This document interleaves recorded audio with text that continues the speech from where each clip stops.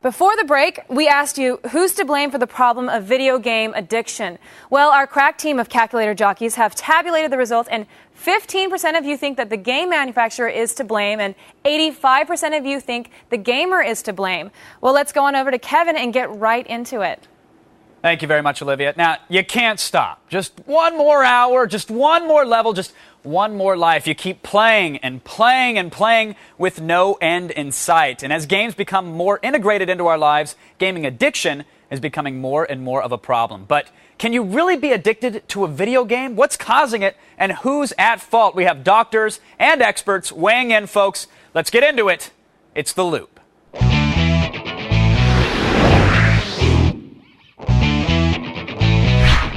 Joining us via satellite to discuss all things addiction, in Columbia, South Carolina, attorney Damon Watson, who counsels and represents video game companies in legal matters. In Los Angeles, Dr. Jack Quo, the director of psychiatric services for Promises Treatment Centers in Malibu. And in Harrisburg, Pennsylvania, Liz Woolley, founder of Online Gamers Anonymous. Everyone, welcome to The Loop here. Damon, I want to start with you, sir, because I know you counsel video game companies when it comes to lawsuits and things, including involving addiction. Now, legally speaking here, Damon, who's responsible? Who's at fault? Is it the game player or is it the game maker?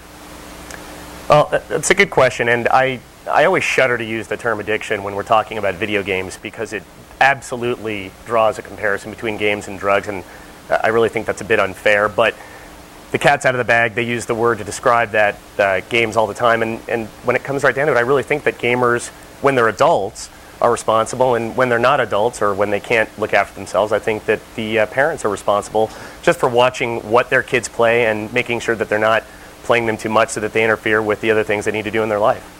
And now the reason you have a problem with the word addiction is because it has a connotation with drugs. But, I mean, addiction can be associated with anything from gambling to sex to even watching television. That doesn't bother you so much, though?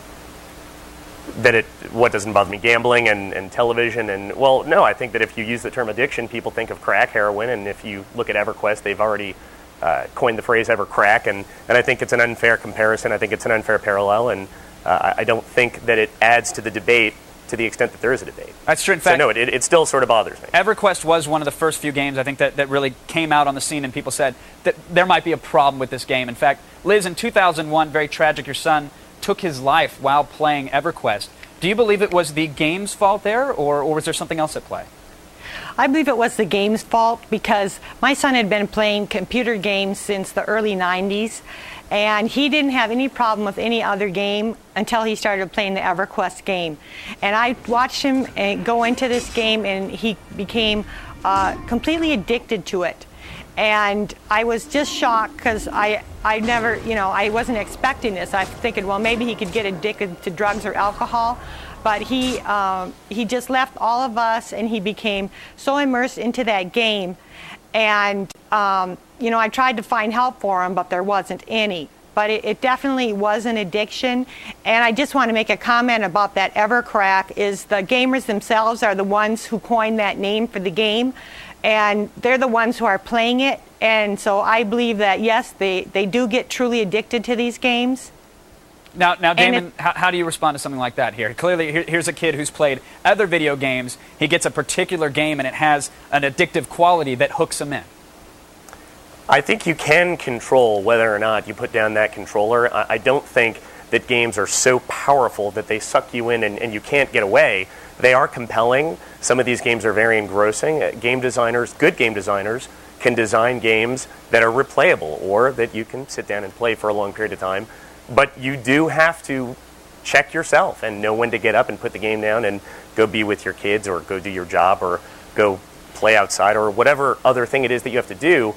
And I don't think that they're like drugs or other addictive mediums in that way. Well, Dr. Quo, clinically speaking here, is there something about a game that could be physically or mentally addictive to the player?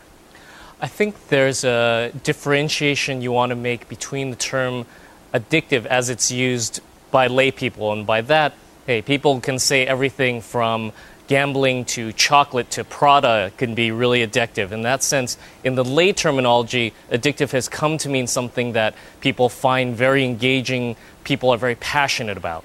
And it's very important to distinguish that use of the word addiction with the more clinical term.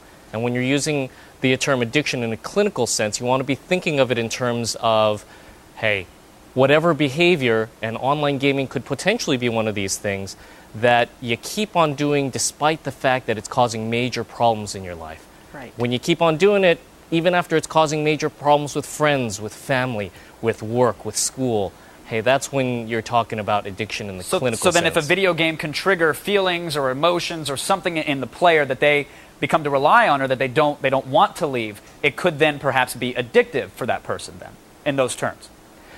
There's potential for that. I think it's also important to realize that when you're talking about it in that sense, that could be true in different ways for other forms of media as well, like films, like radio before that. Well, now, Liz, with films and radio, that's more of a passive thing. Video games are obviously active. Do you believe that game companies are taking advantage of this and maybe seeking out gamers with addictive personalities or creating games in a way that could try to hook players? Absolutely. My career is in software design, so I know how you design software, and everything is carefully planned out. And they are now using games not purely for entertainment, but to make money. And so each game that they create, they have to get the players to stay on it longer and longer. Now the latest game that's coming out is World of Warcraft. That's only been out a year, and they have a 12-year plan for that. And to do this, they have to keep trying to figure out how to keep the people involved in it. That's true. Now, one of the things that World of Warcraft has done, I think they've tried to address the issue. They put in a rest system where if you play for hours and hours on end, it becomes less rewarding. But Damon, that's one company with one game trying to be proactive. Do you think that other companies out there have a responsibility to try and help these gamers or put mechanisms into the games that stop addiction or prevent it? I don't think that the game companies have a responsibility to do that, but I'm not going to say anything negative about the game companies that decide to do that as a matter of policy. If game companies see that some of their gamers are playing too much, they don't want their gamers to destroy their lives. I mean, these are their customers, and a lot of them are their friends, and a lot of these gamers know game developers, and I think that it's a good thing if game companies want to do that, but I don't think that they're doing that out of responsibility. Right. And I don't think that they have a responsibility to do that. Right, they're not taking any responsibility for it. All they're trying to do is get the people addicted because, and you're talking about choice. Well, once a person gets addicted to it, they don't have the choice to get up and leave. And that's where you're getting confused, Damon.